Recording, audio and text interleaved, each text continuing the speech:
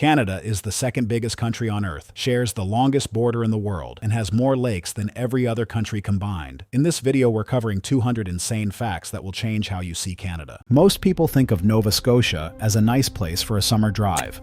Lobster shacks, fishing boats, maybe a lighthouse. And sure, all of that is real. But here is what the postcard version leaves out. This is a province that hosted the first European settlement in North America, produced the largest human-made explosion before the atomic bomb, and sits on tides so powerful they move more water every 12 hours than every river on Earth combined. 50 facts, one province. By the end of this, you will not see it the same way again. Fact 1.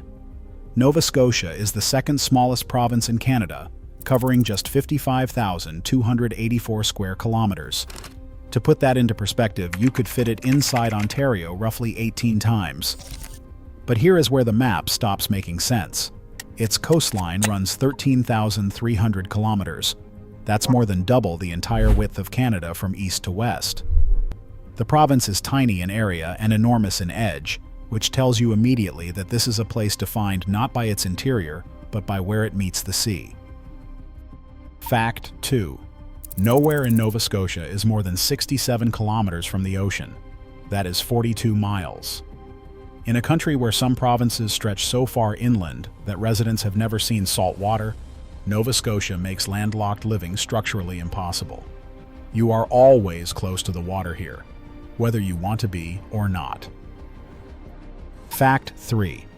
The province has exactly one land border, a 24-kilometer strip on the Isthmus of Chignecto, connecting it to New Brunswick.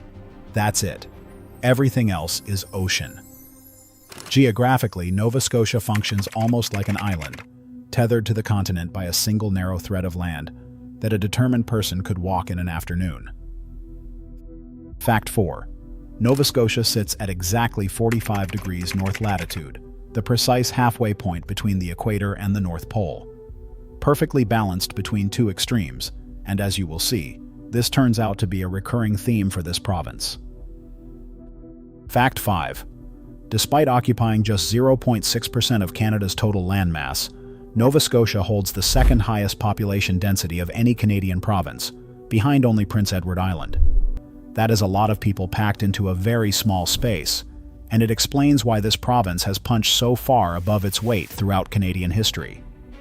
Dense populations produce dense networks, dense institutions, and outsized influence. Fact 6. Inside those 55,000 square kilometers, you'll find 3,800 islands and 5,000 lakes. Thousands of the islands don't even have names, and one of the lakes isn't really a lake at all. Bras-d'Or Lake on Cape Breton Island looks like a large freshwater body on any map, but it's actually a saltwater estuary connected directly to the Atlantic through two channels. It's a UNESCO Biosphere Reserve that essentially hides an inland sea in plain sight.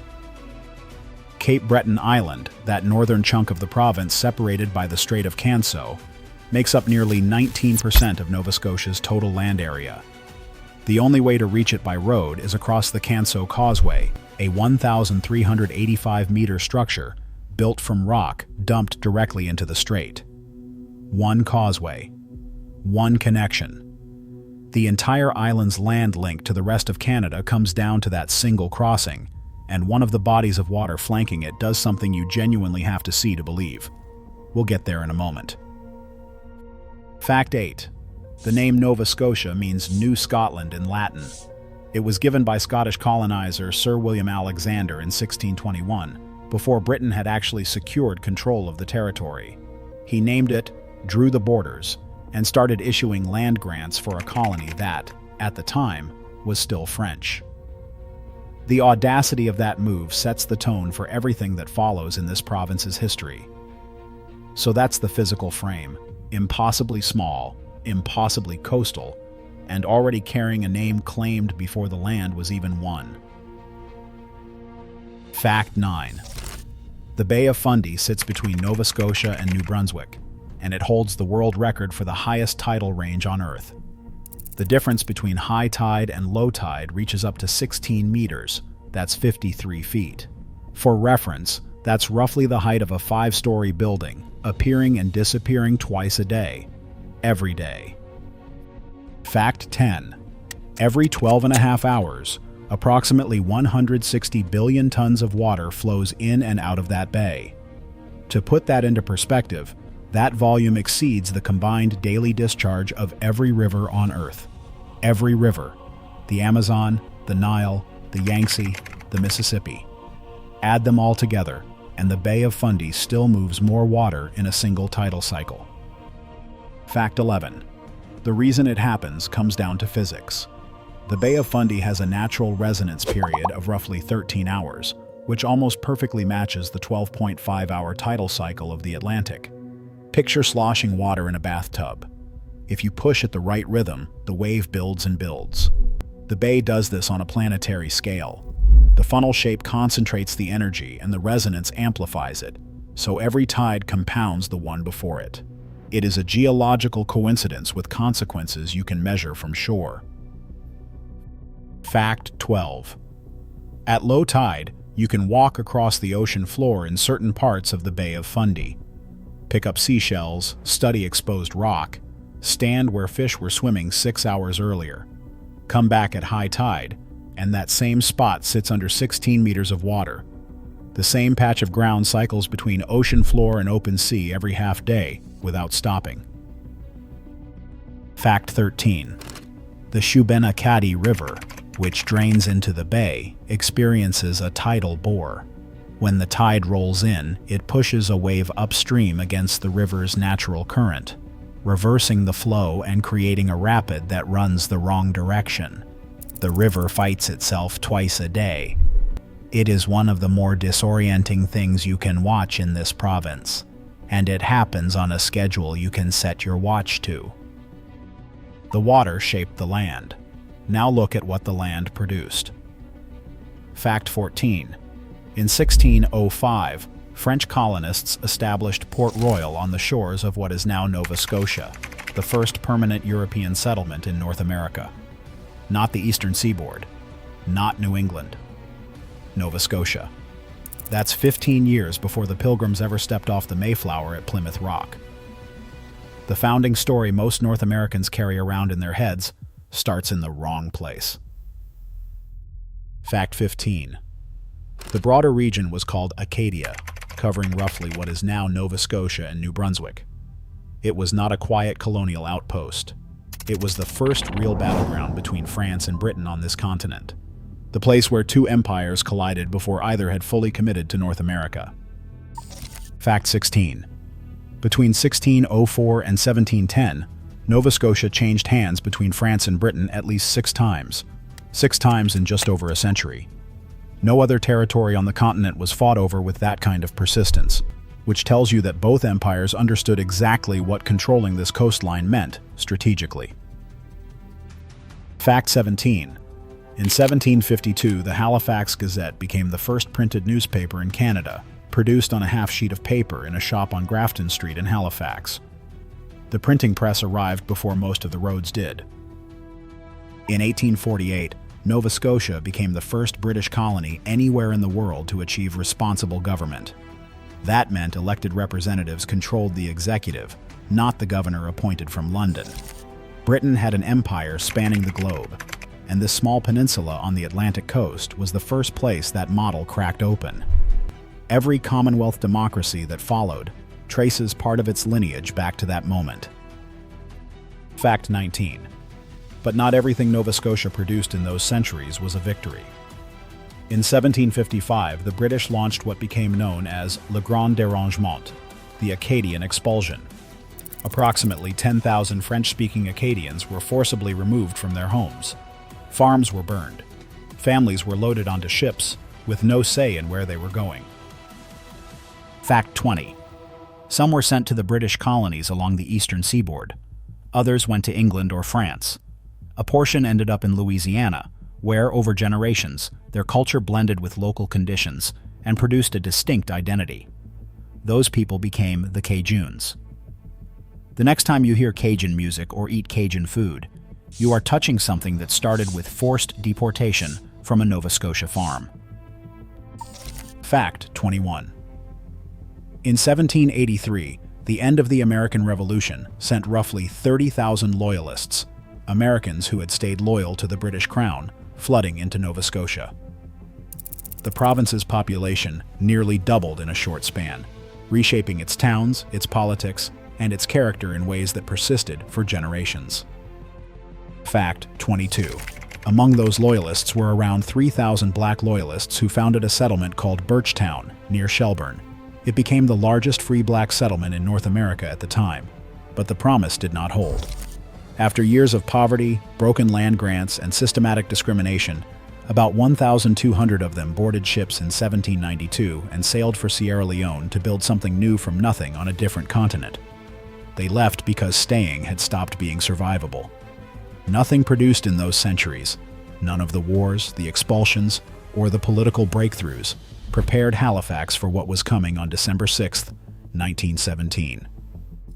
Fact 23rd.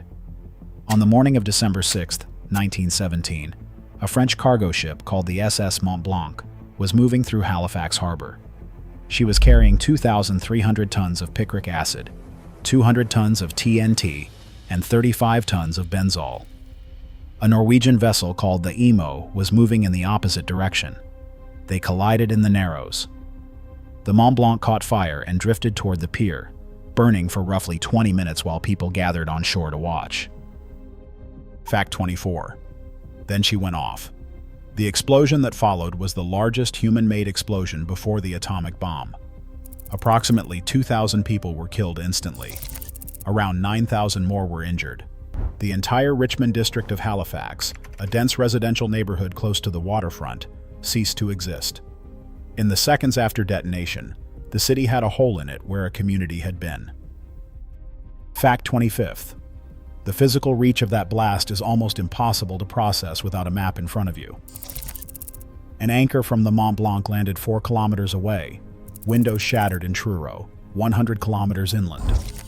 The sound of the explosion reached Charlottetown, Prince Edward Island, 200 kilometers across the water. We are halfway through this list, and this remains the single most destructive day in Canadian civilian history. Fact 26. The harbor itself responded to the explosion. The blast triggered a displacement wave that briefly drained a section of the waterfront, pulling the water back and exposing the ocean floor before it surged back in. Halifax lost a neighborhood, a harbor, and nearly 1,000 buildings in a single morning. The city that rebuilt itself afterward was, in nearly every physical sense, a different city. Fact 27. Massachusetts dispatched a relief train to Halifax within hours of the explosion, loaded with medical supplies and personnel. It was one of the fastest disaster responses of that era. Nova Scotia remembered. Every year since 1971, the province has sent a Christmas tree to Boston as a standing thank you, one that renews itself annually. A disaster forged a relationship that still shows up on a street corner in December, more than a century later. Halifax survived.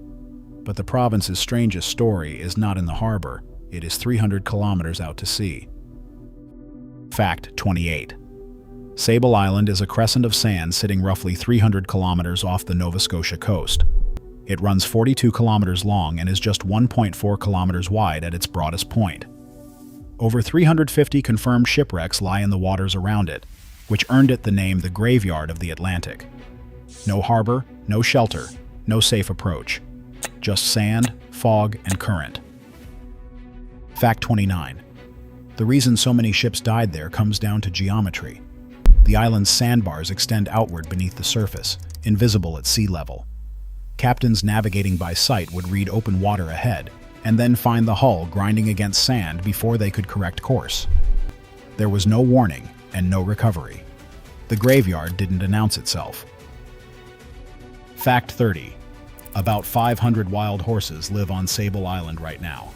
They descend from animals left there by early colonists, and they have had no human intervention for over 200 years. No feeding programs, no veterinary care, no shelter built for them. They have adapted to sand dunes, salt wind, and whatever the island offers. A population of horses survives alone on a sandbar in the open Atlantic, generation after generation. Fact 31. The island itself is not staying put. Ocean currents continuously reshape its sandbars, and the whole structure migrates roughly 1 kilometer eastward every century. The graveyard of the Atlantic is literally moving, dragging its geography slowly through the sea. The wrecks stay where they sank, but the island that caused them keeps shifting. Fact 32. Back on Cape Breton, Bras-d'Or Lake presents a different kind of geographic misdirection. On any map, it looks like a large inland lake, the kind you would expect to hold fresh water. But it connects to the Atlantic Ocean through 2 natural channels, and its water is saline. It functions as a landlocked sea in the middle of an island that is itself connected to the mainland by a single causeway. Nova Scotia layers its contradictions. Every answer here tends to come with another question buried underneath it. Fact 33. On February 23, 1909, a pilot named J.A.D. McCurdy lifted off the frozen surface of Baddeck Bay in Cape Breton and flew. The aircraft was called the Silver Dart, and that flight was the first powered, controlled, heavier-than-air flight in the entire British Empire. Standing on the shore watching it happen was Alexander Graham Bell, who had helped design the program that made it possible. The Wright brothers flew at Kitty Hawk in 1903. Cape Breton answered 6 years later. Fact 34. Bell didn't just visit Cape Breton, he chose it as his permanent home. After inventing the telephone and reshaping global communication, he spent his later decades in Baddeck, running experiments, raising his family, and watching aircraft take off over the bay. He died there in 1922 and is buried on the hillside above the water.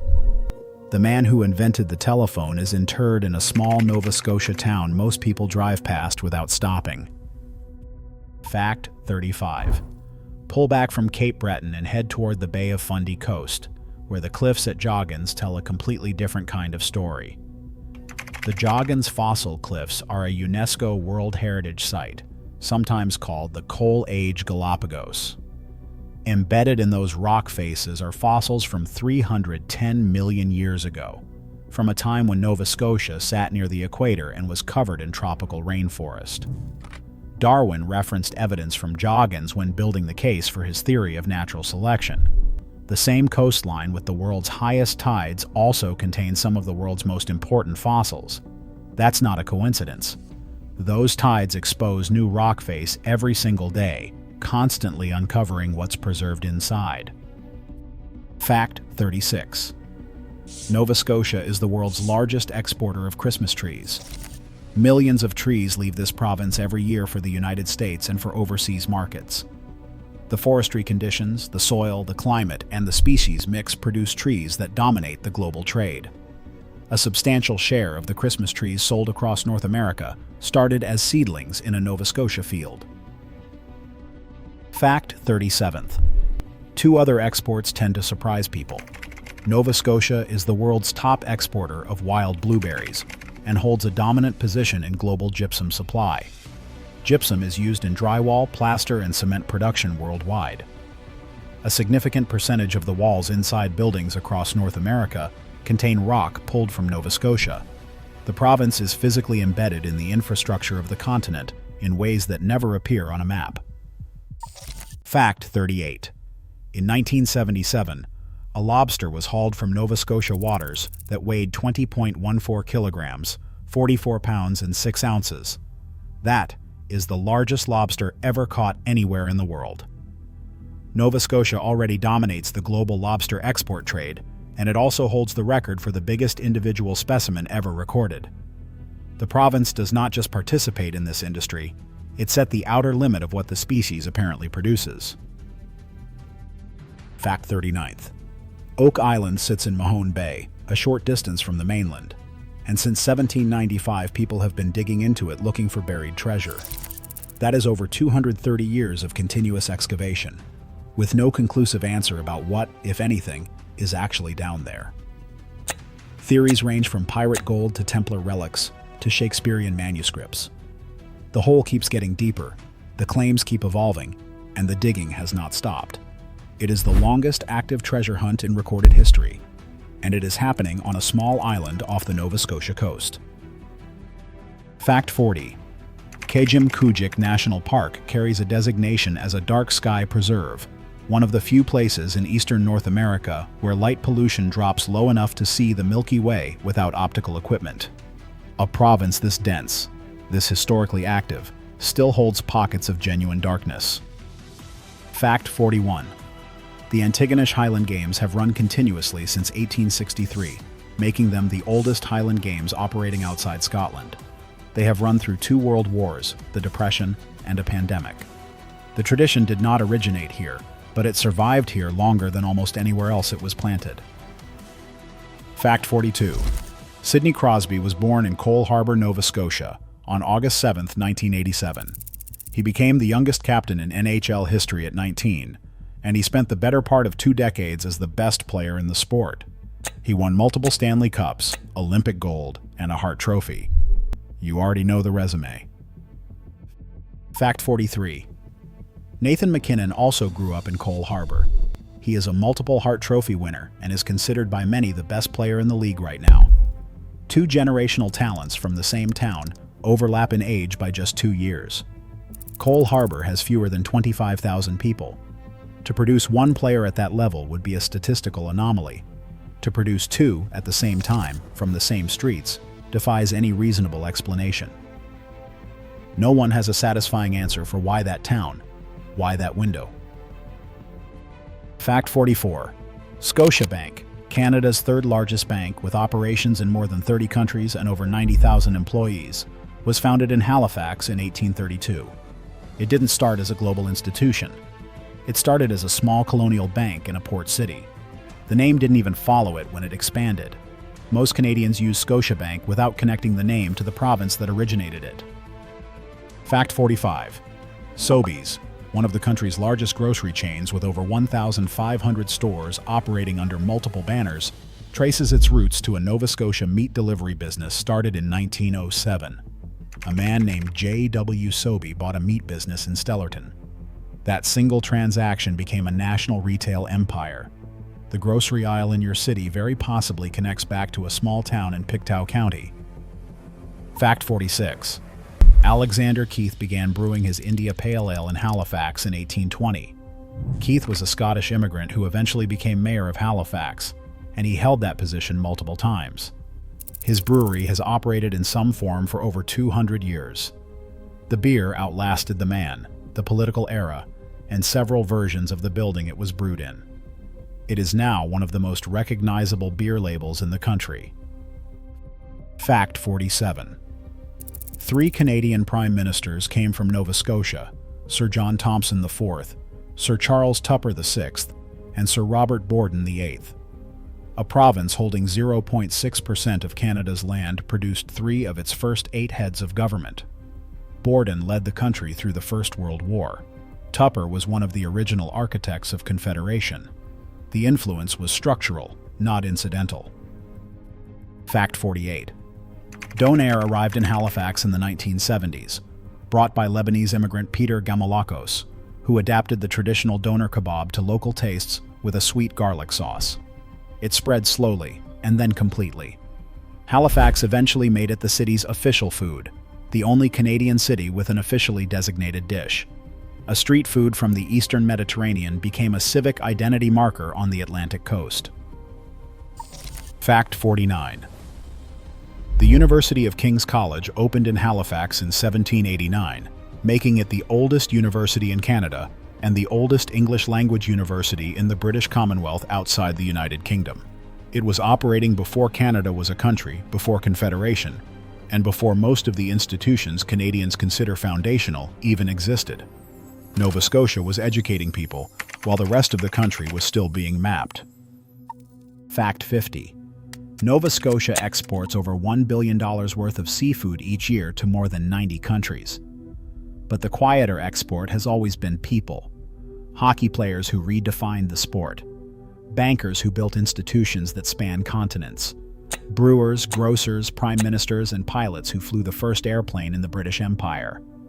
A province of fewer than 1 million people keeps producing things the rest of the world uses, without knowing where they started. Nova Scotia is 0.6% of Canada's landmass. It holds a disproportionate share of the country's history, its firsts, its records, and its institutions.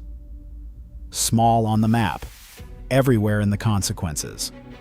If this kind of deep dive into Canadian geography is what you are here for, subscribing keeps more of it coming. Every province on this map has a version of this story, and we are just getting started. Look at a satellite map of North America and find Ontario. Now notice where it ends.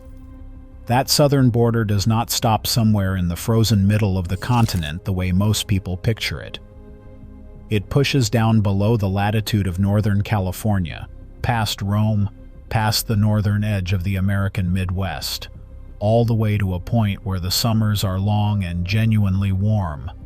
The province you have been picturing as a cold northern place is sitting at roughly the same latitude as some of the most temperate real estate on the continent. And that is just the start of what the map is hiding. There is a comet crater in the middle of this province that formed nearly 2 billion years ago, and the city built on top of it became one of the richest mining regions on Earth because of the impact. There are 250,000 freshwater lakes here, nested inside each other in configurations that break every reasonable expectation. There is a mineral reserve in the north that could reshape global supply chains, sitting untouched behind a wall of muskeg and missing roads.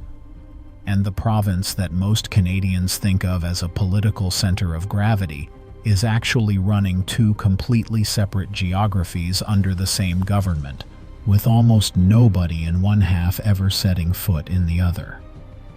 50 facts are waiting. The map you thought you knew does not match the one we are about to draw. Number 1. Ontario covers 1,076,000 square kilometers, which makes it larger than every European country on the map except Russia. France, Germany, Spain, and Poland can all fit inside it together with room to spare. When people talk about big provinces, they usually mean British Columbia or Quebec, but Ontario is operating at continental scale regardless of that comparison.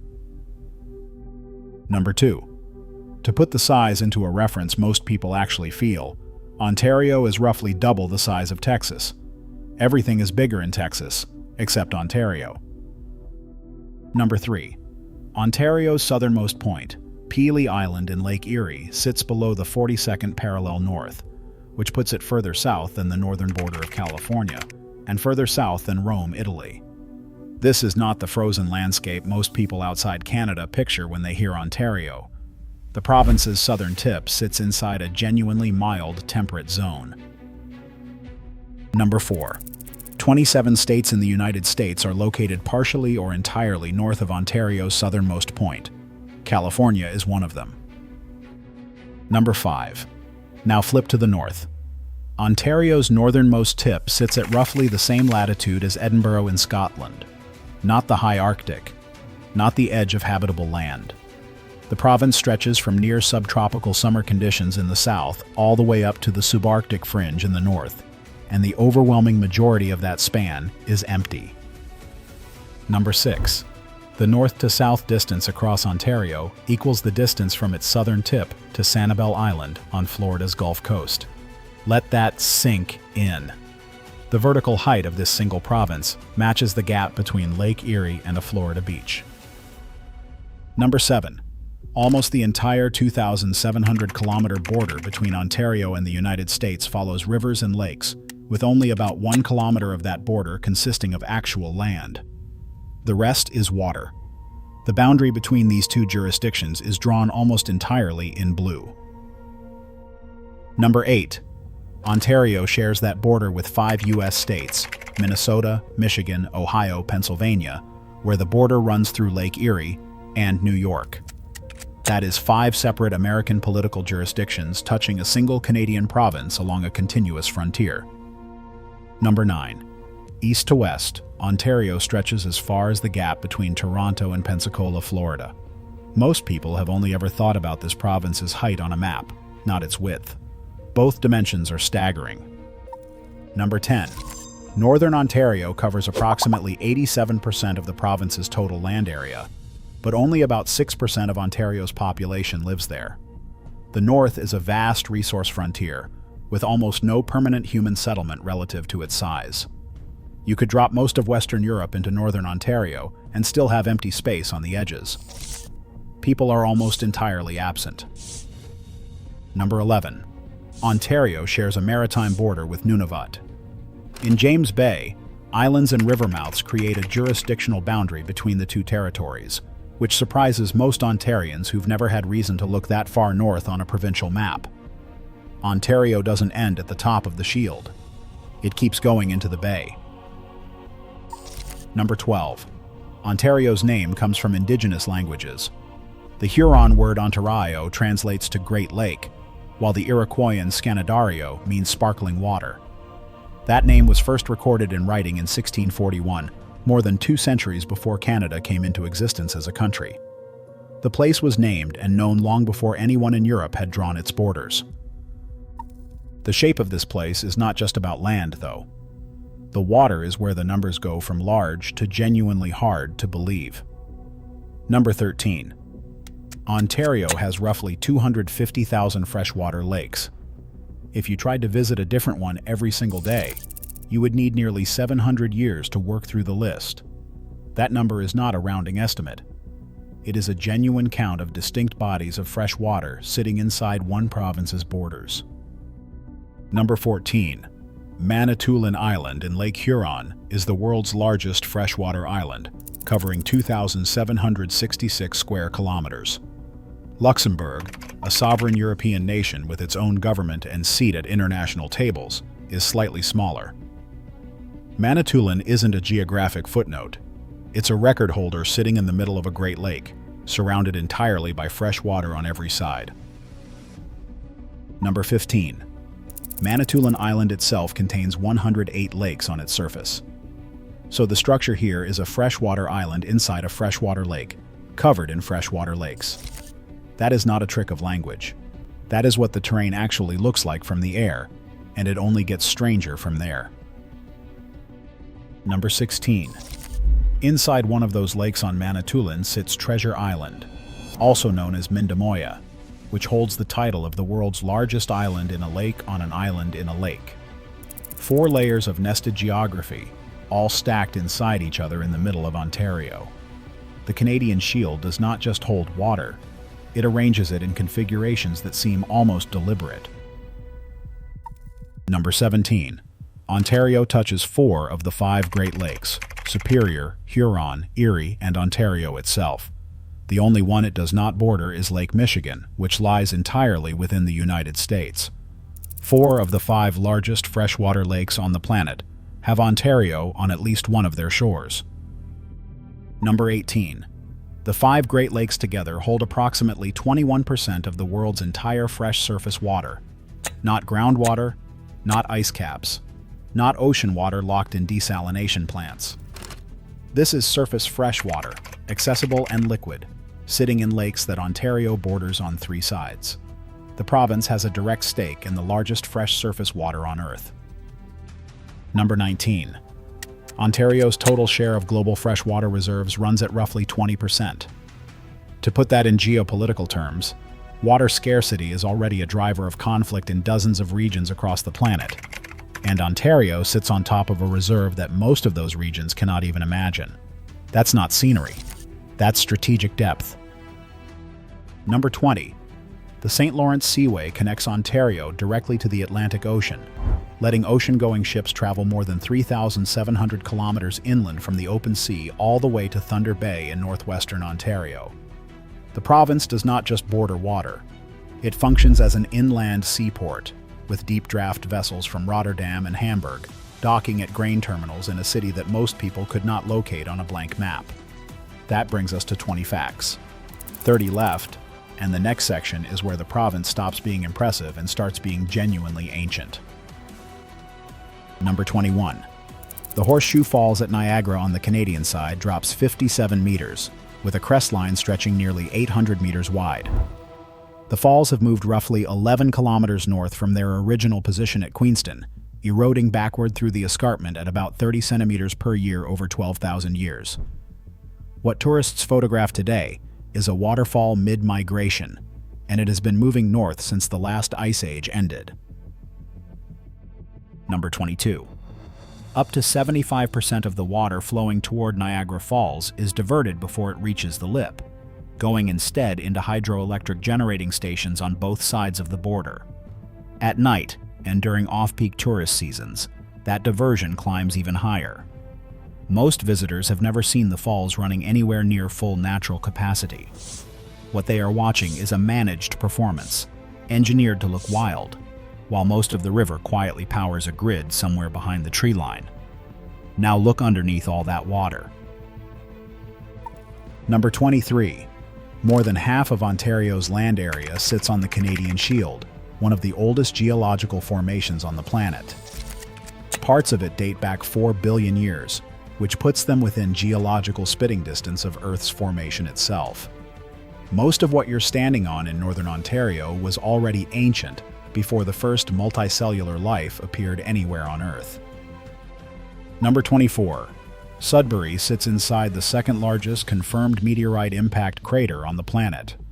Roughly 1.8 billion years ago, a comet struck this region with enough force to deform the crust for over 200 kilometers in every direction. The crater is not a depression you can see from the ground. You need to look from above, where the curved rock formations that ring the city trace the blast's outer boundary like a scar. Sudbury does not just exist near the crater. Sudbury exists because of it. Number 25. That same impact created Sudbury's extraordinary mineral wealth. The heat and pressure of the collision drove nickel, copper, and platinum up through the crust from depths where they would otherwise have stayed permanently out of reach. Without the comet, those deposits would never have reached the surface. The impact did not just reshape the rock. It loaded the ground with wealth that took another 1.8 billion years for humans to find. Number 26. Over 120 years of active mining, Sudbury's operations have pulled more than 1/3 of $1 trillion worth of metals out of that blast zone, and the mines are still running. The comet's legacy is still paying out, one shift at a time. Number 27. Now look further north. The Ring of Fire in the James Bay lowlands covers approximately 5,000 square kilometers and holds one of the largest chromite deposits found anywhere outside South Africa, along with significant nickel and copper reserves that are almost entirely untouched. The reason they are untouched is straightforward. There are no roads to this region. Building them through the muskeg and permafrost would cost billions, and the political will to fund that infrastructure has moved slowly for decades. The minerals are confirmed and mapped. Getting to them is the sovereignty problem Ontario has not solved yet. Number 28. Despite spanning over 1 million square kilometers, Ontario's highest point is Ishpatina Ridge at only 693 meters. There is no dramatic mountain range here because the shield has been eroding for billions of years. Time ground it flat. What looks like rugged wilderness from the air is actually an ancient landscape, worn down nearly to its roots. Number 29. The Niagara Escarpment, the same limestone ridge that creates the cliff face at the falls, runs all the way across southern Ontario and keeps going. It produces the dramatic bluffs on the Bruce Peninsula and the rock walls visible from Georgian Bay. One continuous geological feature creates several completely different landscapes, depending on where you cut across it. Number 30. Ontario's land is still rising. The glaciers of the last ice age pressed the crust down under kilometers of ice, and when they melted, the weight lifted. The rock has been slowly pushing back up ever since, a process called isostatic rebound, and it is still measurable with modern instruments. The province is not static. It is still recovering. 30 facts down, and 20 more to go. The geology has set up a climate that most people do not expect. Number 31. Windsor, Ontario records more lightning strikes than any other city in Canada, averaging 33 days of thunderstorm activity per year.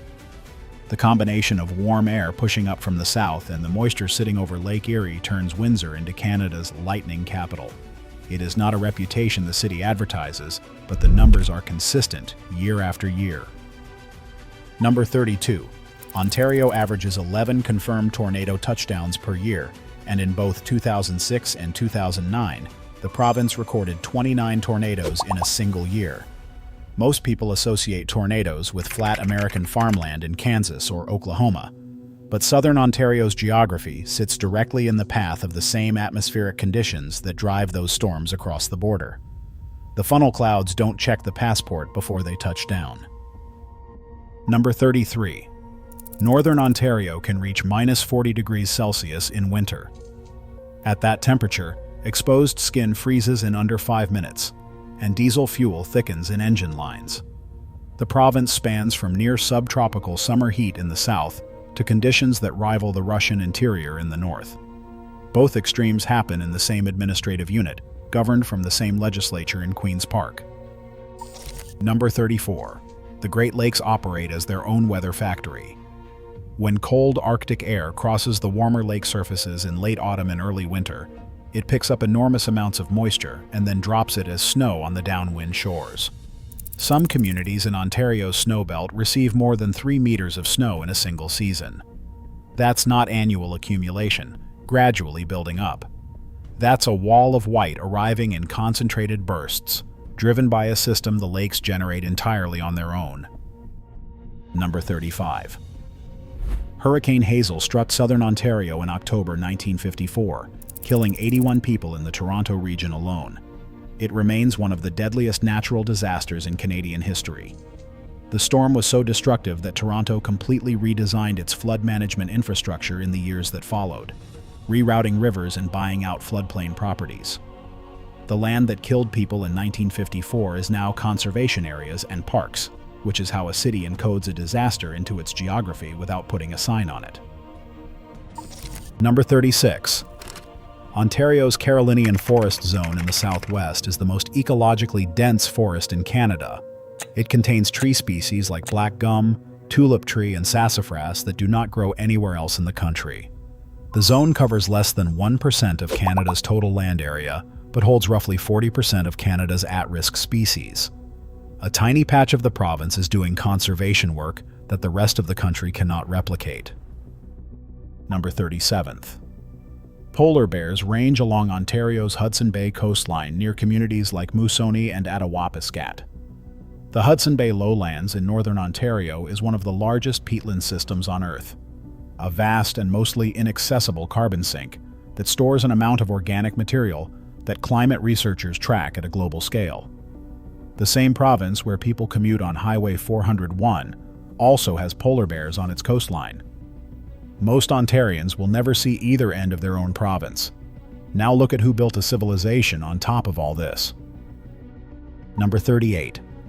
Ontario was one of Canada's 4 original provinces at Confederation on July 1st, 1867. It didn't arrive late or negotiate its way in. It was present at the founding, which means the political architecture of Canada was built with Ontario already holding significant structural weight from the first day the country existed. Number 39. Before Confederation, Ontario was called Canada West. It became Ontario the moment the country came into existence. The name changed with a single stroke of a pen, but the political momentum built up inside those borders carried straight through the transition without pause. Number 40. British loyalists who fled the United States after the American Revolution were among Ontario's first large wave of European settlers. These were not immigrants drawn by opportunity. They were refugees who had backed the losing side in a war, and they left everything behind to remain under British governance. Ontario's founding European population was, in effect, Americans who chose differently, and that choice shaped the province's political identity for generations. Number 41. Ottawa, Canada's national capital, sits inside Ontario's borders. Queen Victoria chose it as the capital in 1857, a full decade before Canada existed as a country. She picked it because its position on the Ottawa River made it defensible against attack from the south, and its location between English Canada West and French Canada East made it politically acceptable to both sides. The capital was not chosen for its size or its economy. It was chosen for its geography and its neutrality. Number 42. Ontario holds 122 of the 343 seats in Canada's House of Commons, which works out to 35.6% of the entire federal legislature. No federal government wins a majority without winning Ontario, The province doesn't merely influence federal elections, it structurally determines their outcome, and every national political party knows it. Number 43. The Avro Arrow was Canada's most advanced jet fighter, designed and built in Malton, Ontario. When it flew in 1958, it was faster and more capable than anything the Americans or Soviets had operating at that altitude. In 1959, the federal government canceled the program and ordered every aircraft and blueprint destroyed, with the jets physically cut apart using acetylene torches. Hundreds of the engineers who built it were then recruited by NASA and went directly to work on the Apollo program. Canada canceled its most advanced aerospace project and immediately donated its aerospace talent to the Americans. Number 44. The CN Tower in Toronto stood as the world's tallest freestanding structure from its completion in 1976, until the Burj Khalifa surpassed it in 2009. For 32 years, the tallest structure built by human hands anywhere on Earth was in Ontario. 7 facts left, and they are about the people who actually live here. Number 45. Ontario holds approximately 38.5% of Canada's entire population. As of 2025, roughly 16 million people live here, which means close to 4 out of every 10 Canadians call this province home. That concentration of population inside one province's borders isn't just a demographic fact. It's a political lever that every federal party has to account for before it does anything else. Number 46. Ontario's GDP in 2024 reached 1.178 trillion Canadian dollars. If Ontario separated from Canada tomorrow and applied for a seat at international tables as an independent country, its economic output would place it ahead of the Netherlands, Argentina, and Saudi Arabia. Most people think of Ontario as a province inside a country. The actual economic weight it carries is closer to a mid-tier global power sitting inside a federation. Number 47. Despite all of that economic mass, 94% of Ontario's population is packed into southern Ontario, which covers only about 13% of the province's total land area. The northern 87% holds just 6% of the people. What that means in practice is that Ontario is not one place. It is 2 completely different realities sharing an administrative boundary. The south is a dense, interconnected urban economy. The north is a resource frontier where the nearest hospital might be a float plane ride away. The government in Queen's Park technically governs both, but the lived experience on either side of that divide has almost nothing in common. Number 48. Toronto is one of the most ethnically diverse cities on the planet, with more than 200 languages spoken within the city limits. Over half of Toronto's population was born outside Canada, a proportion that rivals, and in several measurements exceeds, any other major city in the world. London, New York, and Sydney are frequently cited in the same conversation, but Toronto's numbers hold up against all of them. The city didn't become diverse through tourism or temporary migration. It became diverse because its immigration architecture was designed to pull in permanent residents at a scale most cities never attempted. Number 49. Toronto's underground path network stretches 30 kilometers of walkways beneath the downtown core, connecting more than 70 buildings, 5 subway stations, and 2 major train terminals. It ranks among the longest underground pedestrian systems on Earth. It was not built as an architectural statement. It was built because the winters above ground are genuinely severe enough that people needed a full working alternative to street level. Over decades, that alternative became a city unto itself, with its own retail corridors, food courts, and daily commuter patterns running entirely below the frost line. Number 50. Ontario sits on the north shore of 4 Great Lakes, commands the St. Lawrence Gateway to the Atlantic Ocean, has a $1 trillion economy, borders 5 American states, and occupies more land than France and Germany combined. It has more lakes than most countries, a comet crater at its center, one of the world's largest untapped mineral reserves locked behind muskeg and missing infrastructure, and a city where people speak 200 languages. Most people picture a province. What's actually there is something closer to a continent that agreed, for administrative purposes, to operate as one. 50 facts, and the map still isn't fully drawn. The indigenous history alone would fill another list this length. The northern frontier has resource conflicts playing out right now that most Canadians have never heard of. The climate data coming out of the Hudson Bay lowlands is being watched by researchers on 4 continents. Ontario keeps producing material that doesn't fit inside the frame most people use to look at it. If one fact from this list stays with you, make it the gap between what Ontario actually is and what most people think it is. That gap is the whole point. A province this large, this geologically old, this economically powerful, and this strategically positioned doesn't get to be a background detail in the national story, even if it's treated like one. Consider subscribing and turning on notifications. More Canadian geography is coming, and the next one goes even further north. The transitions woven through this script serve a structural function beyond filling space between facts. Every cluster ends with a line that reorients the viewer's frame before the next set of facts lands. Geography hands off to water, because the water multiplies the size story. Water hands off to geology, because the shield underneath explains how the water got there and why it stays. Geology hands off to climate, because ancient rock and enormous lakes are the 2 inputs that drive Ontario's weather extremes. Climate hands off to history, because a landscape that violent and that varied forced specific human decisions about where to settle, how to govern, and what to build. History hands off to economy, because the political weight Ontario accumulated at Confederation is what turned its resource base into a $1 trillion output. Each section is a cause. The next one is its consequence. Quebec is the largest province in Canada. Most people know that.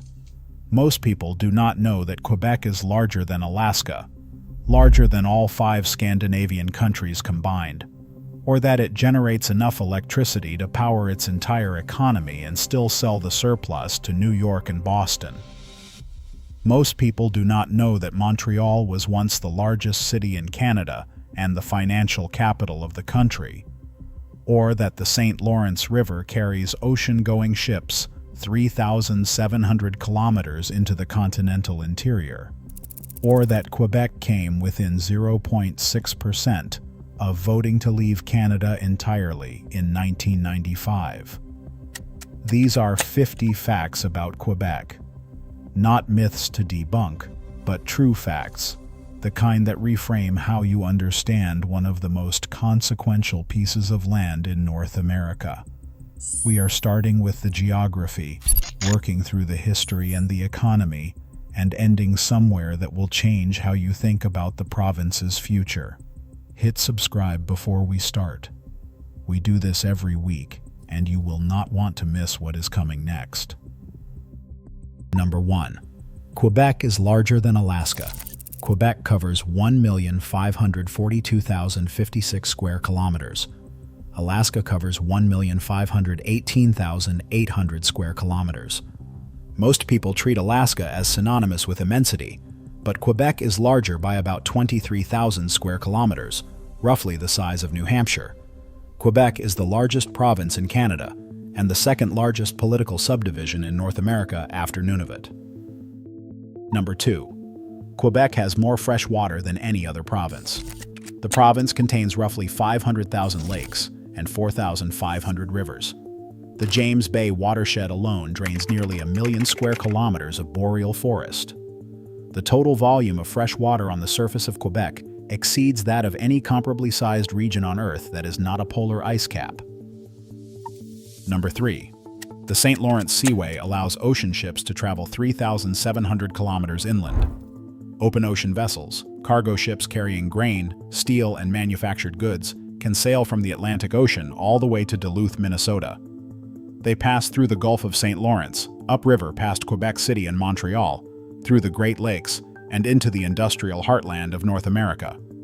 The Seaway, which was completed in 1959 jointly by Canada and the United States, fundamentally changed how the continent moves goods. Number 4. Quebec has more coastline than any other province. When you include the Gulf of St. Lawrence coastline, the shores of Hudson Bay, Hudson Strait, and Ungava Bay in northern Quebec, the total coastal length exceeds 13,000 kilometers. Quebec's northern coastline is so remote that significant stretches of it have never been surveyed at detailed scale. Number 5.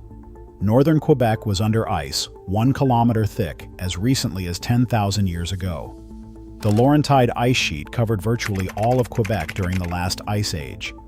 When it retreated, it left behind the landscape that defines the province today. The exposed bedrock of the Canadian Shield, the thousands of lakes carved by glacial action, and the Hudson Bay and James Bay lowlands, which are still rebounding upward from the weight of that ice, a process called isostatic rebound that is still measurable today. Number 6. The Labrador Trough contains one of the richest iron ore deposits on Earth. The region of northern Quebec and Labrador, known as the Labrador Trough, holds iron ore reserves that have been mined since the 1950s. The mines at Fremont in northern Quebec and the associated infrastructure across the trough represent a continuous industrial operation in one of the most remote inhabited regions of the continent. Number 7. The Manicouagan Reservoir is one of the most visible man-made structures on Earth from space. The Manicouagan impact crater was formed roughly 214 million years ago, when an asteroid approximately 5 kilometers wide struck what is now central Quebec. It was flooded by a hydroelectric reservoir in the 1960s. The resulting ring-shaped lake, 70 kilometers in diameter, is one of the most distinctly recognizable features of the North American continent when viewed from orbit. Number 8. Quebec contains the Nunavik region, which is larger than Spain. Nunavik, the Inuit homeland in northern Quebec, covers more than 500,000 square kilometers and has a population of roughly 13,000 people. It is governed under the James Bay and Northern Quebec Agreement of 1975, one of the first modern Indigenous land rights agreements in Canada. Number 9. The St. Lawrence River is technically a tidal estuary for almost its entire navigable length. Saltwater from the Atlantic Ocean pushes far inland up the St. Lawrence. The tidal influence is measurable at Quebec City, hundreds of kilometers from the open ocean. Beluga whales live year-round in the St. Lawrence estuary, and they have been documented as far west as Trois-Rivières. Number 10. Quebec's southern border with the United States runs through the middle of a university building. Haskell Free Library and Opera House in Derby Line, Vermont and Stansted, Quebec was deliberately built straddling the international border in 1904. The reading room is in the United States, and the main entrance is in Canada. The stage of the Opera House is in Canada, while most of the audience sits in the United States. A line of tape on the floor marks where one country ends and the other begins. If you are enjoying this so far, hit that like button and drop a comment. Now let's get into the history. Number 11. Montreal was the largest city in Canada for over a century. From the mid-1800s until roughly 1970, Montreal was the largest and wealthiest city in Canada. It was the financial capital of the country, home to the head offices of the major banks, the railways, and the largest corporations. The shift of corporate headquarters to Toronto, which began in the 1960s and accelerated through the 1970s, partly in response to rising separatist sentiment, transformed the economic geography of the entire country. Number 12. The Battle of the Plains of Abraham lasted about 15 minutes. It was fought on September 13, 1759, and it decided the outcome of the 7 Years' War in North America, ultimately determining which empire would control the continent. French forces under Montcalm and British forces under Wolfe engaged outside Quebec City. Both commanders were fatally wounded.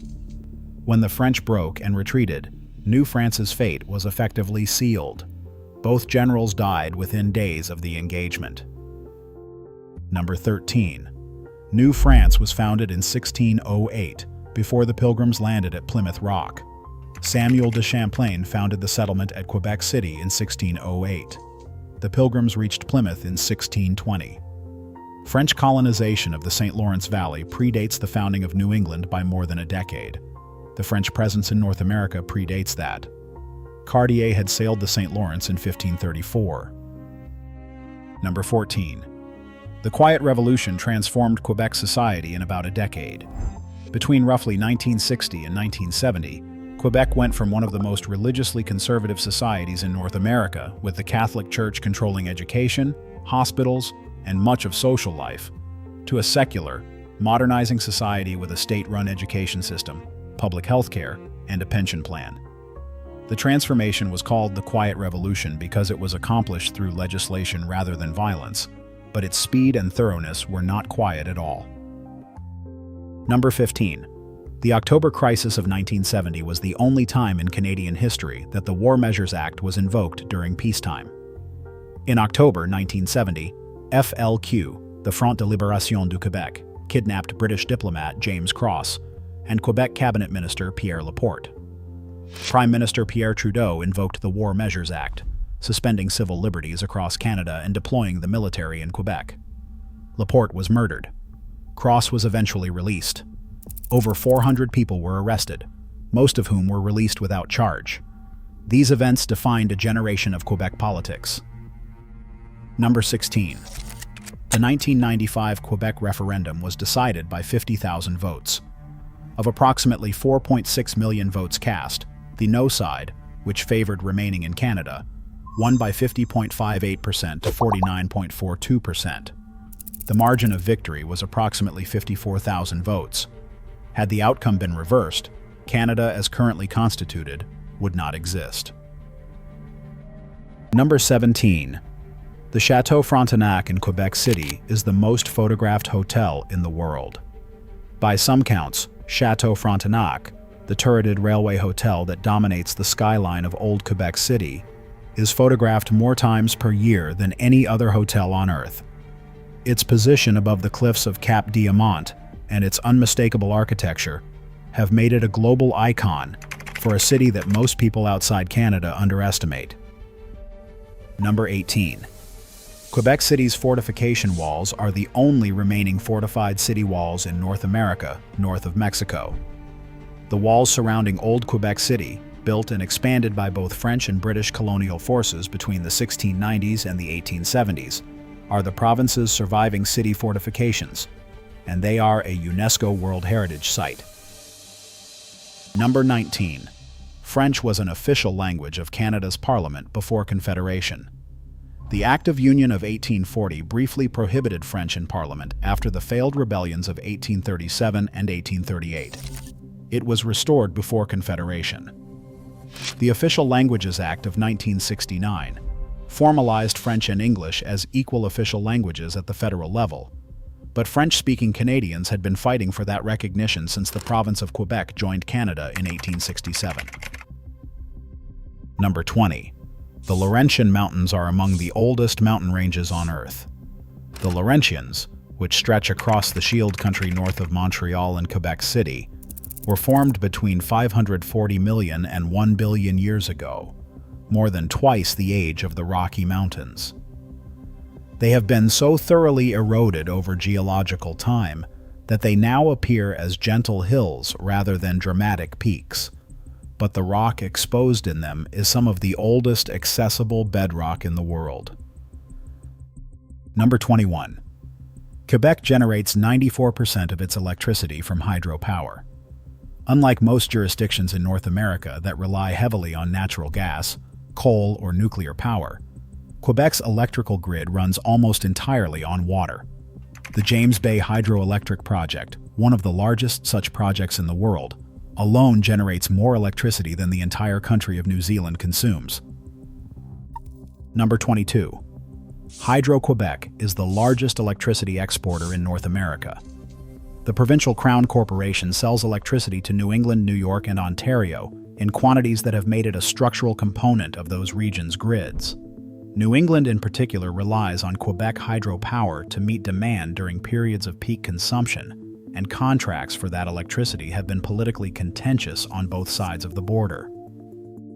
Number 23. Quebec produces more than 70% of the world's maple syrup. The province is not just Canada's largest maple syrup producer. It dominates global production by a margin that has no real parallel in other agricultural commodities. The Federation of Quebec Maple Syrup Producers maintains a global strategic reserve of maple syrup, called the Maple Syrup Reserve. That reserve functions similarly to petroleum reserves in oil-producing countries, stabilizing prices in low production years. Number 24. The Global Strategic Maple Syrup Reserve is held in a warehouse in Quebec. The The reserve holds tens of millions of kilograms of maple syrup in large barrels. In 2012, thieves stole approximately 3,000 tons of syrup from the reserve, roughly $18 million worth, in what was subsequently called the Great Canadian Maple Syrup Heist. The theft was discovered only during a routine inventory. Convictions followed years later. Number 25. Quebec has the lowest electricity prices of any province in Canada.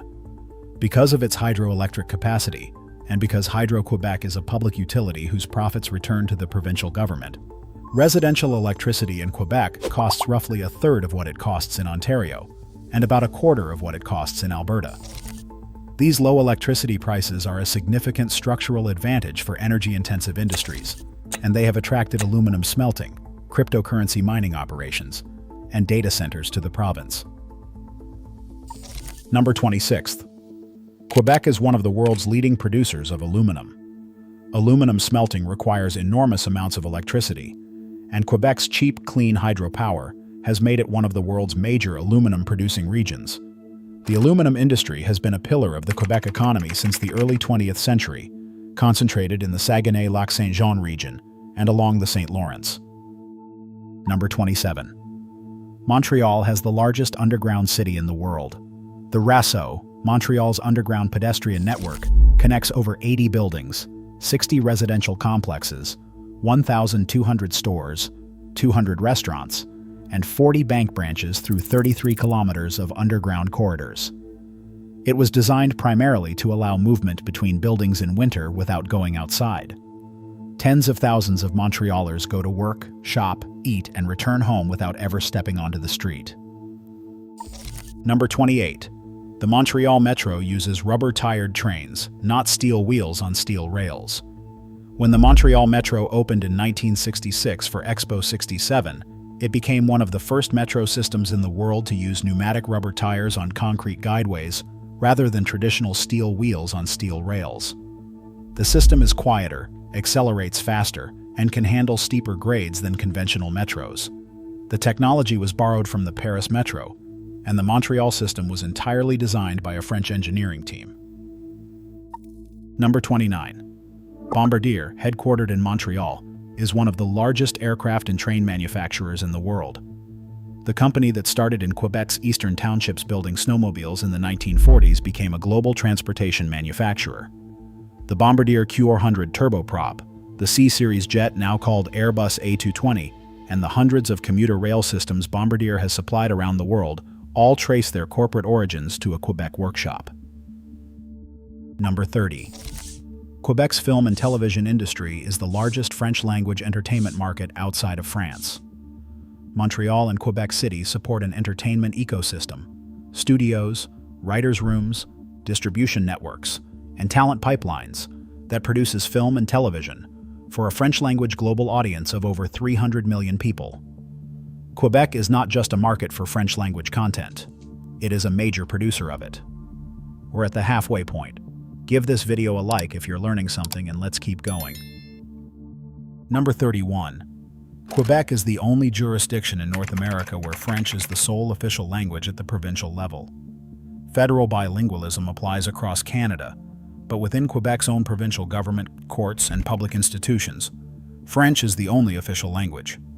English language services are available in many contexts, yet French remains the sole official language of the province. Number 32. The Office Québécois de la Langue Française, known by its initials OQLF, employs inspectors who investigate complaints about English on commercial signs. The OQLF, sometimes called the language police in English media, receives thousands of complaints annually and has authority to investigate businesses over language compliance.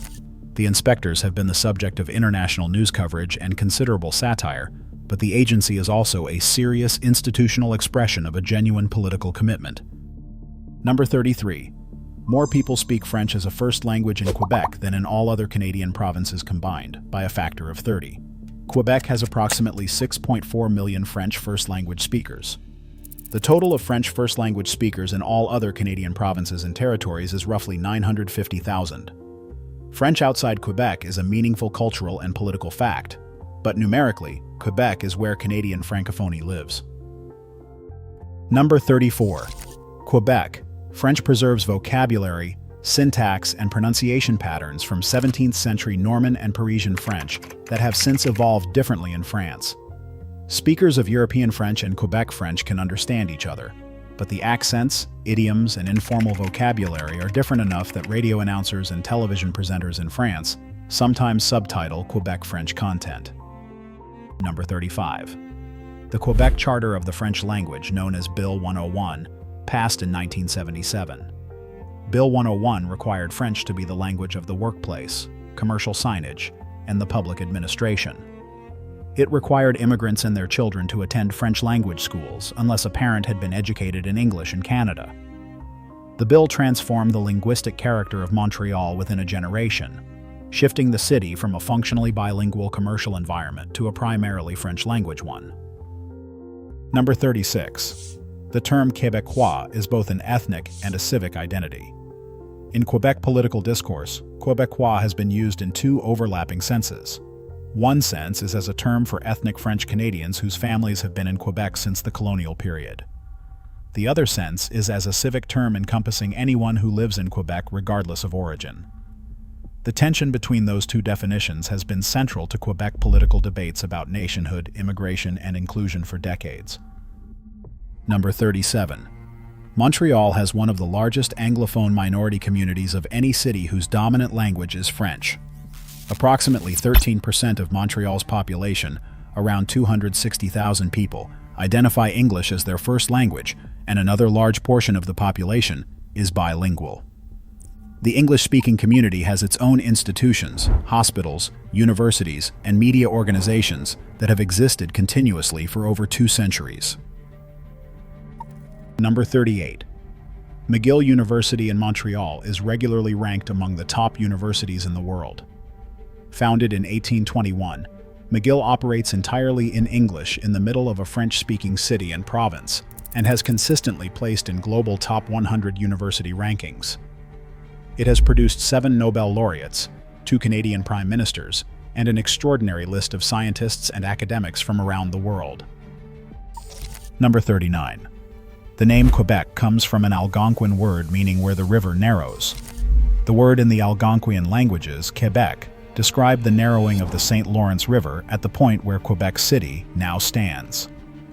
Champlain used the indigenous name for the place when he established his settlement in 1608, and it has remained the province's name through 5 centuries. Number 40.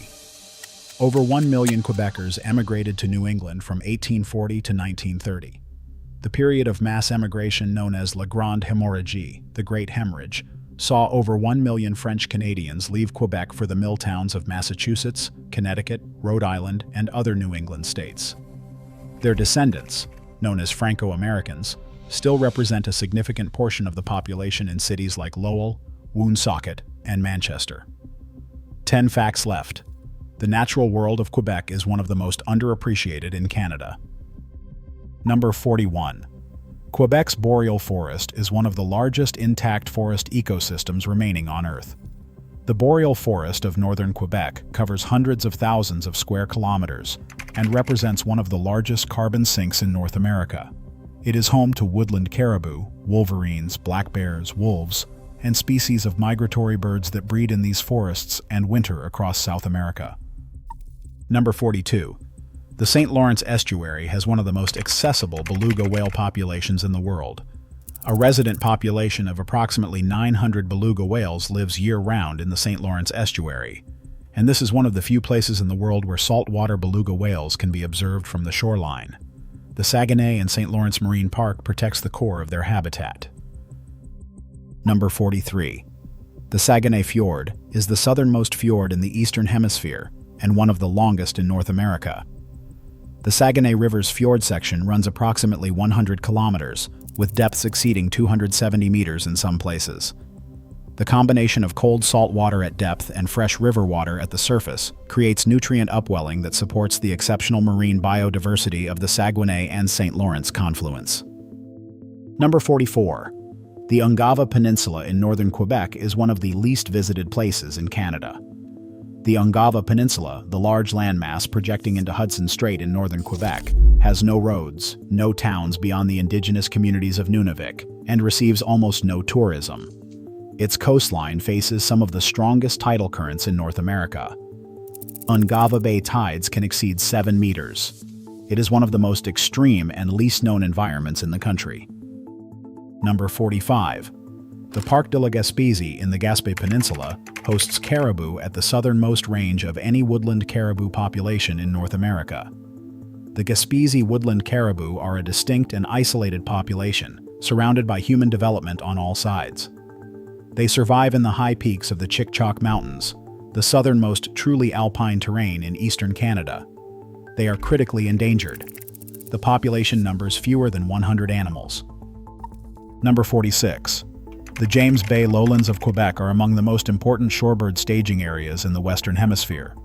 During migration, millions of shorebirds, including sandpipers, plovers, dowitchers, and other species, stop along the James Bay coasts to feed on tidal flats and wetlands before continuing south to their South American wintering grounds. The James Bay lowlands are as important to continental bird populations as they are unknown to most Canadians. Number 47. Quebec has more than 30 distinct regional climates.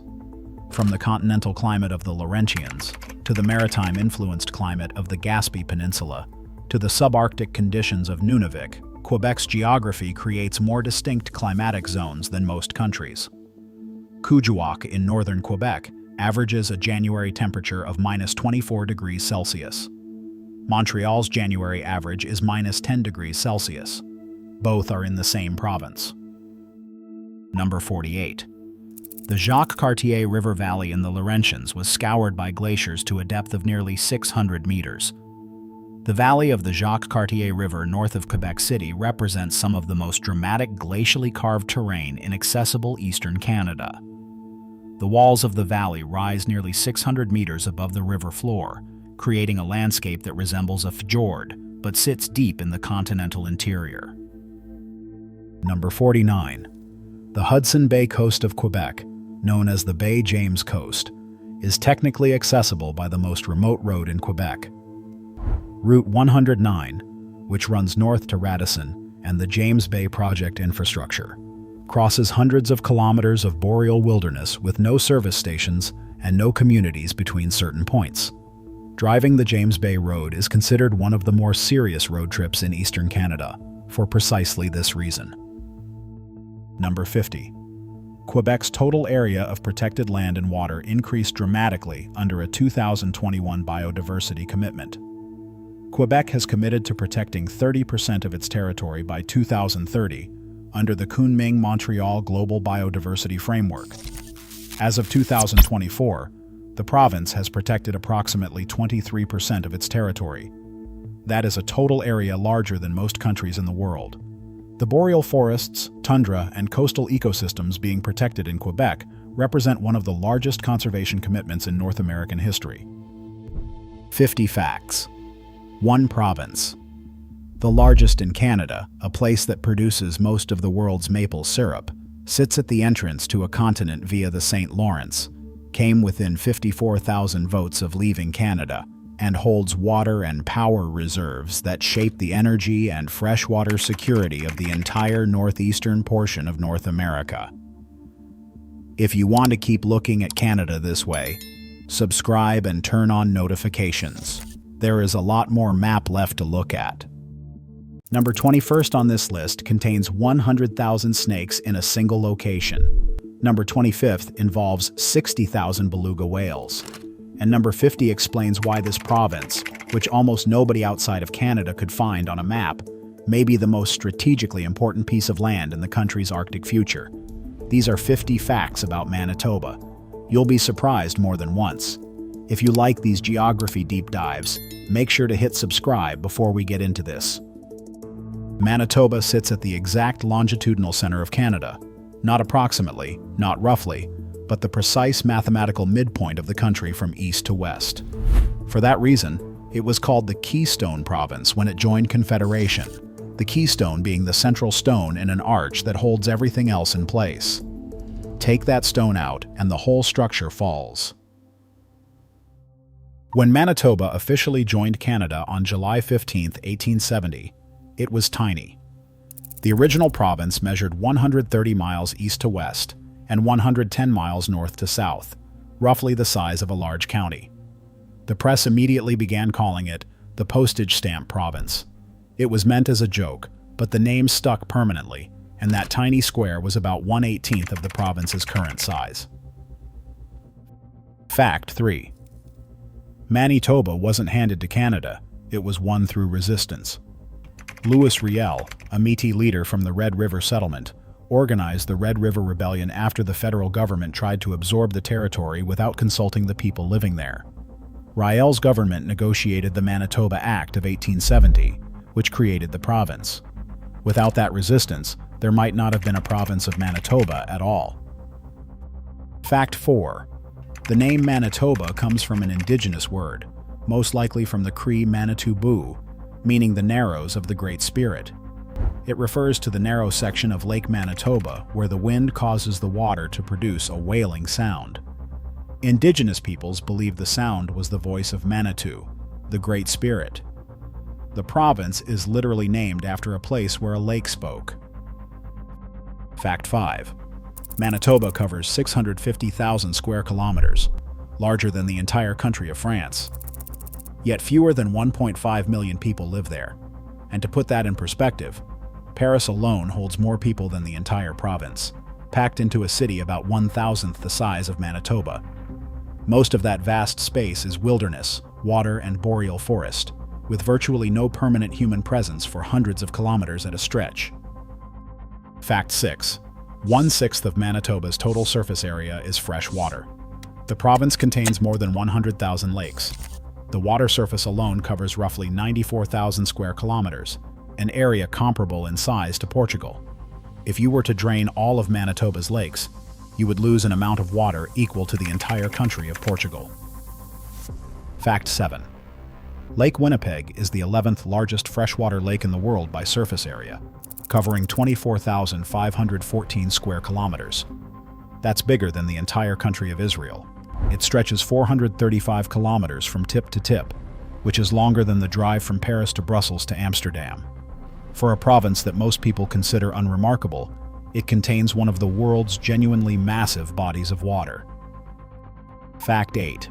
Manitoba is the only Canadian province that shares a border with both the United States and Hudson Bay. Every other province touches either the United States border or saltwater, or neither, but Manitoba touches both. That gives it access to continental trade routes heading south and Arctic maritime routes heading north, a geographic duality that almost no land-based jurisdiction in the world possesses. It is simultaneously a prairie province and an Arctic coastal province, depending on which direction you look. Fact 9. Manitoba contains 4 completely different ecosystems within its borders: Arctic tundra in the far north, boreal forest through the center, prairie grasslands in the south, and the Canadian Shield in the east. A province that starts at the wheat fields of the 49th parallel, ends at Arctic tundra near the 60th. Almost no political jurisdiction on Earth transitions through that many biomes within one boundary. Fact 10. Churchill, Manitoba sits on the shore of Hudson Bay and has no road connection to the rest of Canada. The only ways in or out are by airplane or by a 965-kilometer railway line running through wilderness, and the nearest connected road is more than 1,000 kilometers away. Churchill will come up several more times before this list is done, and each time the facts get stranger. Keep that in mind for facts 23, 25, 43, and 44. Fact 11. Southern Manitoba was once completely underwater. About 11,500 years ago, as the Laurentide ice sheet retreated northward, meltwater pooled in the low-lying basin and formed Glacial Lake Agassiz, the largest glacial lake in the history of North America. The province's extraordinarily flat south is not naturally flat. It is a lake bed that dried out. Fact 12. At its maximum extent, Lake Agassiz was larger than all 5 of the current Great Lakes combined. It covered most of present-day Manitoba, large sections of Saskatchewan and Ontario, and extended into what are now North Dakota and Minnesota. If you are standing anywhere in the flat, fertile south of Manitoba, you are standing on the floor of a lake that no longer exists. Fact 13. When Lake Agassiz finally drained approximately 8,200 years ago, the freshwater pulse it released into the North Atlantic was enormous enough to cause a measurable rise in global sea levels. Some researchers believe this drainage event triggered a period of rapid climate cooling, disrupting weather patterns across the northern hemisphere for decades. The end of a glacial lake in what is now Manitoba may have altered the trajectory of early human civilizations halfway around the world. A province that people think of as flat and forgettable was once responsible for a global climate event. Fact 14. The Canadian Shield in eastern Manitoba contains Precambrian rock that is over 2.5 billion years old. To put that number into context, the dinosaurs went extinct 66 million years ago, and the rocks in Manitoba's east are nearly 40 times older than the last dinosaur. These are among the oldest exposed surface rocks on the planet, and they sit largely unexamined in the boreal forest. Fact 15. Because southern Manitoba sits on the lakebed of Lake Agassiz, the Red River Valley is almost perfectly flat, producing some of the richest agricultural land in North America. That same flatness that makes it ideal for farming also makes it a catastrophic flood zone.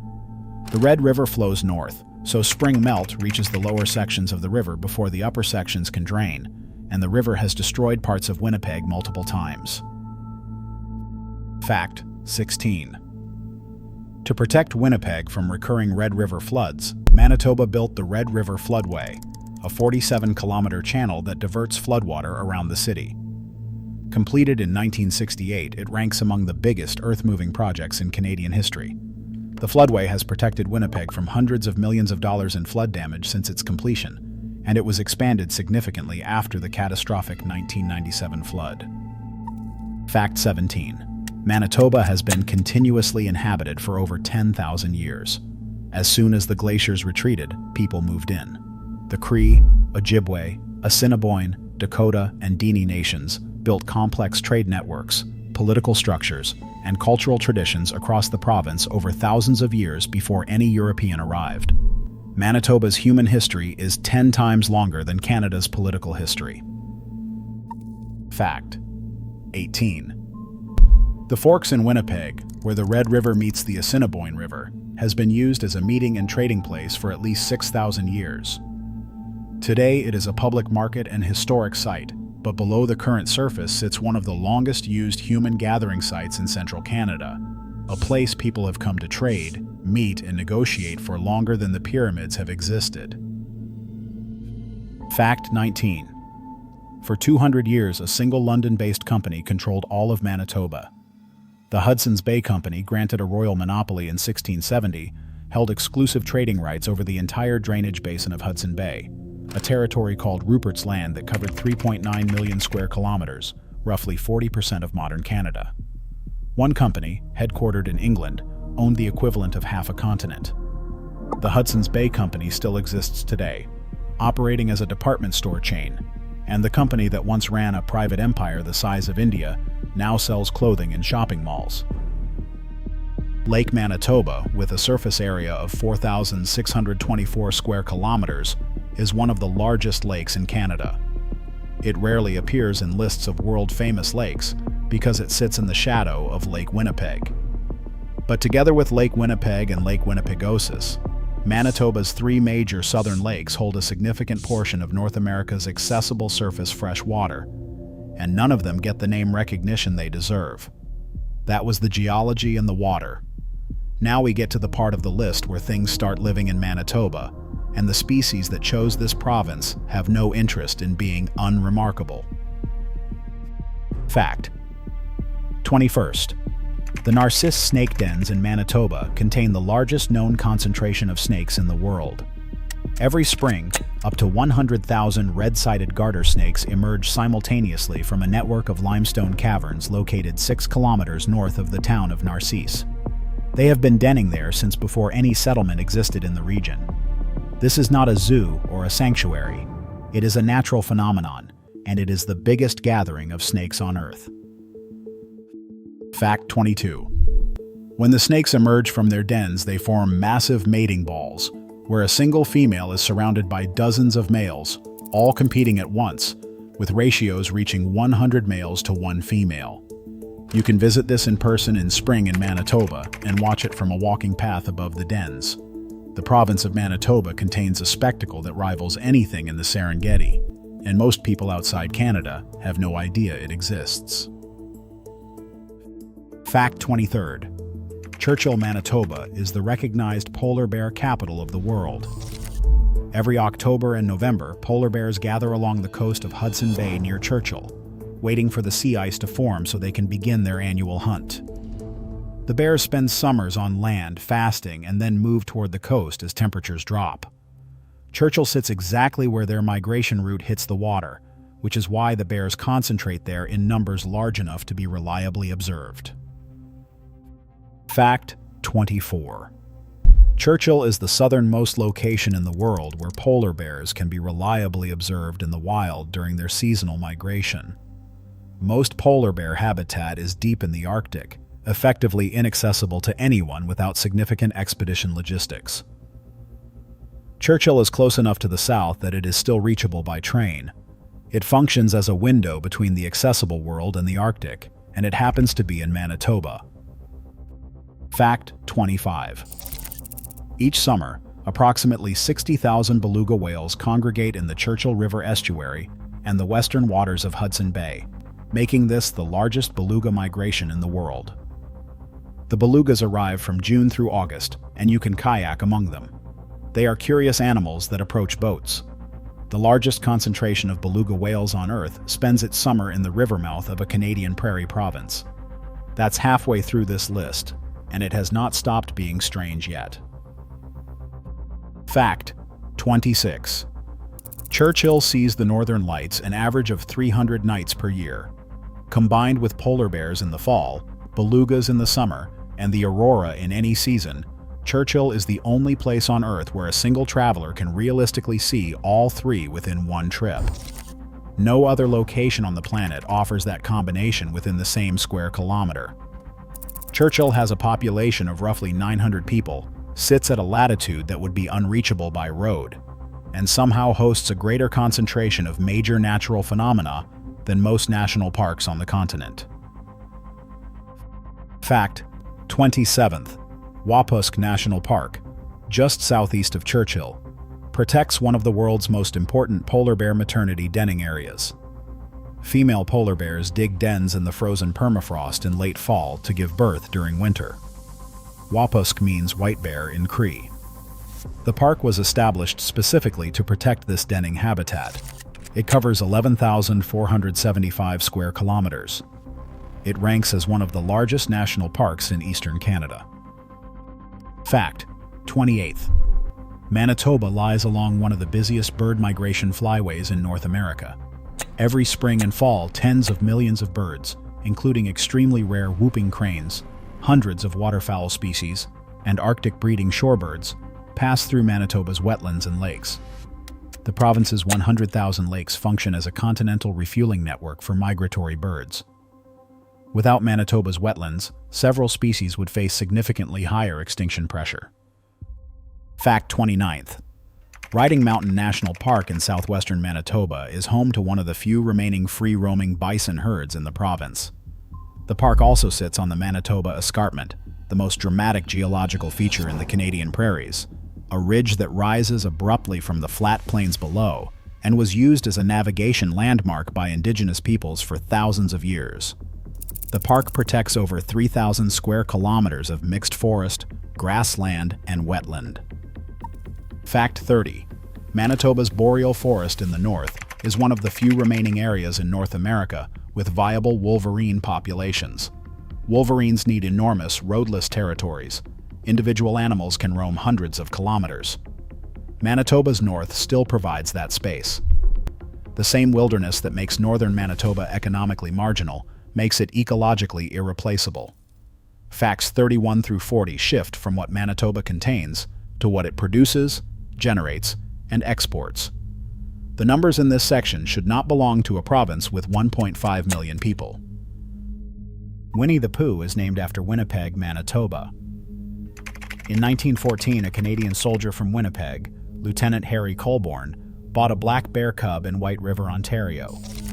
He named her Winnie after his hometown, and he donated her to the London Zoo before deploying to France. A Milne's son, Christopher Robin, visited the London Zoo regularly and fell in love with the bear. Christopher renamed his stuffed toy bear Winnie, and his father's stories about that toy became the Winnie the Pooh books. One of the most recognizable fictional characters in the world is named after a prairie city. A statue in Winnipeg marks the connection, and it draws more international tourist attention than most Canadians expect. Fact 32nd. Every Canadian circulation coin, every loonie, toonie, quarter, dime, and nickel is manufactured at the Royal Canadian Mint in Winnipeg. The Ottawa facility produces commemorative and collector coins, but the currency Canadians actually spend in daily life is stamped in Manitoba. The entire country's pocket change is made in a city that most of the country overlooks. Fact 33.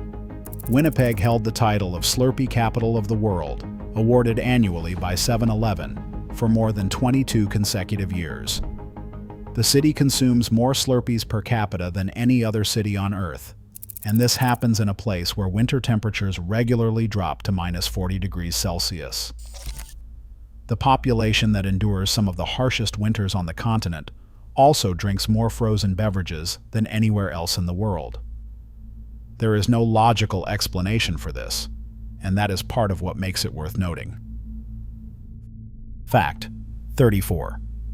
97% of all electricity generated in Manitoba comes from renewable hydropower. That figure places Manitoba among the most renewably powered jurisdictions on the entire planet, in the same category as Iceland, Norway, and Costa Rica. Manitoba reached this level not through recent green energy initiatives, but because its rivers were dammed for hydroelectric power starting in the early 20th century. The province has been running almost entirely on clean electricity for decades. Fact 35th. Manitoba Hydro operates 16 generating stations, primarily on rivers in northern Manitoba, and exports surplus electricity to the American states of Minnesota and North Dakota, as well as to Saskatchewan and Ontario. Manitoba literally powers parts of the United States. A prairie province that is often left off the list of energy-producing Canadian provinces is actually an electricity exporter to a foreign country. Fact 36. Over 5,000 additional megawatts of hydroelectric potential remain undeveloped in Manitoba, primarily along the Nelson River and its tributaries. That's enough generating capacity to power millions of additional homes. Manitoba is sitting on a massive, undeveloped clean energy reserve at a moment in history when the world is desperately searching for renewable power sources. The resource is there, and the question is whether the political and economic conditions will allow it to be developed. Fact 37th. Winnipeg averages over 2,300 hours of sunshine per year, more annual sunshine than Calgary, Montreal, and Vancouver. Vancouver, which carries a widespread reputation as one of Canada's most livable cities, averages roughly 1,900 hours of sunshine annually. Winnipeg is sunnier than the city that Canadians consider to have the best weather. Fact 38. Winnipeg holds one of the greatest temperature ranges of any major city on Earth. The recorded all-time low is -47.8 degrees Celsius, and the recorded all-time high is +42.2 degrees Celsius, a spread of nearly 90 degrees between the city's coldest and hottest recorded temperatures. Most cities experience a range of 40 to 50 degrees. Winnipeg's range is nearly double that, and across seasons, the city effectively lives in two completely different climates. Fact 39. Manitoba produces approximately 15 to 17% of Canada's total canola output. Canola was developed as a crop in Canada, specifically bred to be edible from rapeseed, and Manitoba's ancient Lake Agassiz soil, rich, flat, and naturally irrigated, is among the most productive growing conditions for it anywhere in the world. The global cooking oil supply runs partly through Manitoba's fields. Fact 40. Thompson, Manitoba is the nickel capital of Canada. The city was built from scratch in 1956, specifically to house workers for the Vale nickel smelting operation. Nickel is now a critical input for lithium-ion battery production, which means Thompson's reserves are connected directly to the future of electric vehicles. The materials needed to power the next generation of transportation sit in the boreal forest of northern Manitoba. 10 facts left. This is where it becomes clear that Manitoba was never actually boring. The world just wasn't paying attention. Fact 41. Louis Riel was the founder of Manitoba, creating the province in 1870 through political pressure and resistance. In 1885, 15 years after the province he created joined Confederation, the Canadian government executed him. He had been convicted of high treason after a second resistance movement in what is now Saskatchewan, and was hanged on November 16, 1885. The father of Manitoba was killed by the country his province had become part of. Fact 42. In 1992, the Canadian House of Commons passed a resolution recognizing Louis Riel as a father of Confederation. The man who was hanged as a traitor by the federal government in 1885 is now officially recognized as one of Canada's founding figures. Canada rehabilitated the person it executed, and that is either an acknowledgement of historical injustice or the most Canadian political resolution possible, depending on your perspective. Fact 43. The Port of Churchill is Canada's only Arctic deepwater seaport connected to the Continental Railway network. Grain shipped from the Canadian prairies through Churchill reaches Rotterdam by sea, approximately 1,000 kilometers shorter than the equivalent route from Vancouver through the Panama Canal. Churchill has 4 deep-sea berths capable of handling large ocean-going vessels. Its access to the North Atlantic through the Hudson Strait is direct. For prairie farmers, a functioning Churchill route means shorter transit times, lower shipping costs, and access to Atlantic markets, which the Vancouver to Panama route makes significantly longer. Fact 44. In 2017, catastrophic flooding washed out sections of the Hudson Bay Railway that connects Churchill to the Canadian rail grid, leaving the town completely isolated for nearly 18 months. Food and supplies had to be flown in by air. The event exposed how fragile Churchill's connection to the rest of Canada actually is, and how dependent a town of 900 people can become when its single supply line gets severed. Fact 45. The Port of Churchill and the Hudson Bay Railway are now owned by the Arctic Gateway Group, a partnership of 29 First Nations and 12 northern Manitoba communities. Communities that have inhabited the shores of Hudson Bay and the northern Manitoba wilderness for thousands of years now legally own and operate the infrastructure running through their territory. That is not a small development. It represents a shift in who controls one of Canada's most strategically significant assets. Fact 46. The Winnipeg General Strike of 1919 brought about 35,000 workers off the job for 6 weeks, making it the largest labor action in North American history at the time. It was sparked by disputes over collective bargaining rights and living wages after World War I. The strike ended when the federal government sent in troops and arrested the strike leaders, but the legal battles that followed helped establish the right to collective bargaining across Canada. Modern Canadian labor law has roots in a standoff on the streets of Winnipeg over a century ago. Fact 47th.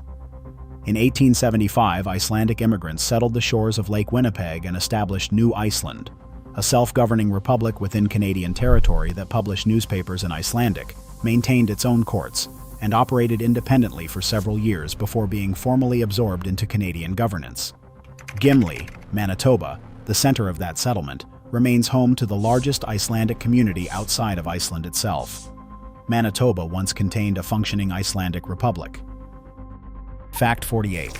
Eflin Flon, a mining city straddling the Manitoba-Saskatchewan border, is named after a fictional character from a 1905 science fiction novel. A prospector found a copy of The Sunless City in the wilderness in 1915, and was so taken with the story's protagonist, a scientist named Josiah Flint Abity Floniton, who discovers an underground gold-lined kingdom, that he named his prospective mine site after him.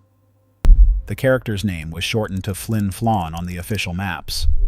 The city still stands, and the original book character has a statue in the town center. Fact 49th. The Churchill Research Range in northern Manitoba launched scientific rockets into the upper atmosphere and ionosphere from the 1950s through the 1970s. It was a United States and Canadian research facility, and rockets launched from Churchill contributed directly to our understanding of the aurora borealis, magnetic field behavior, and upper atmospheric chemistry during the space race. A prairie province with no road access to one of its towns was simultaneously contributing to humanity's understanding of space. Fact 50. As of 2026, the Canadian government is actively investing in both the Port of Churchill and the Hudson Bay Railway as strategic Arctic assets. Arctic shipping lanes are opening due to climate change, and Arctic sovereignty is becoming a geopolitical flashpoint between Canada, Russia, and the United States. Manitoba, the province that most Canadians and nearly all non-Canadians consider flat, boring, and unremarkable, controls the only rail-connected Arctic port on the continent. The world's attention is finally moving toward the Arctic, and Manitoba is already there. These were 50 facts about one province the rest of the world has been flying over without looking down. Manitoba isn't flat and boring. It was the last place anyone thought to look, which is exactly why it held this much. If you want to keep going north, make sure you're subscribed. The territories above Manitoba are even less known, and the facts get stranger from here.